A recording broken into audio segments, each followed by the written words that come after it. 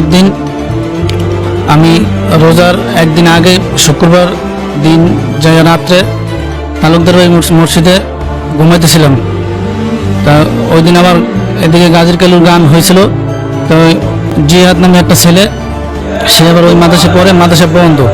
তো জিহাদ আর সাবেক শাহ আলম মেম্বারের ছেলে জাহিদুল আর নায়েব, এই তিনজন আমি মসজিদে ঘুমাইতেছিলাম দোতলায়। ওরা রাত প্রায় 2টা বাজে, তখন তারা গান শুনে ওখানে যাইয়া আমাকে ডিস্টার্ব দেয়।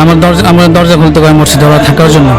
তা আমি দরজা খুলতে চাইনি প্রথমে, পরে অনেক টাকাটাকি অনেক বাইরে বাইরে শুরু করছে। তারপরে আমি বাধ্য হয়ে দরজা খুলি, দরজা খুলতে দেরি করছি, যার কারণে আমাকে ওরা যাইয়া ধামধুম করে ওরা থাপড় মারছে আর বিজিএ বাড়ি মারছে। শাহিন হাওলাদার, আমি এই এলাকার ইউপি সদস্য। আমার এলাকায় যে ঘটনাটা ঘটছে এটা রমজানপুর ইউনিয়ন পরিষদ কালকিনি উপজেলা, ঠিক আছে, কালকিনি উপজেলা। আমার পাশে আমার এই যে হুজুর উনি বসা আছেন, ওনার সাথে যে জিহাদের সাথে যে ঘটনাটা ঘটছে, আসলে আমার এলাকার একজন বাসিন্দা, এবং এই যে আমার পাশে যে বসা হুজুর তিনিও আমার এলাকারই বাসিন্দা। এদের ভিতরে কি ঘটনা ঘটছে তা তো নিজেই বর্ণনা দিল।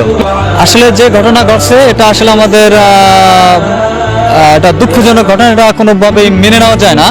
কিন্তু যে ঘটনাটা ঘটছে ওই ছেলেটা খুব একটা চরম একটা অন্যায় কাজ করছে। আমি চাচ্ছি যে আসলে আমার যে এলাকার যে আলেম ওলামা আছে এদেরকে নিয়ে ওই ছেলের একটি কঠিন একটা বিচার হবে, যাতে ভবিষ্যতে আর কোনো ছেলে এরকম কোনো কাজ করতে সাহস না পায়। এটাই আমি আসলে চাচ্ছি। আমরা চাচ্ছিলাম যে বিষয়টা আজকেই বসবো, কিন্তু ওই ছেলেটা আসলে হয়তো ভয়ে নার্ভাস এলাকা থেকে আর কি একটু পালিয়ে বেড়াচ্ছে। ওরে আসলে পুলিশ প্রশাসন ওরে খুঁজছে, এই ভয়েও হয়তো এলাকা আছে। কিন্তু আমি আশা করি ওরে আজ এবং কালকের ভিতরে এলাকায় হাজির করে এটা একটা সুষ্ঠু সমাধানের পথ আসলে বের করবো, যাতে ভবিষ্যতে ও এরকম অকানে চান না করে।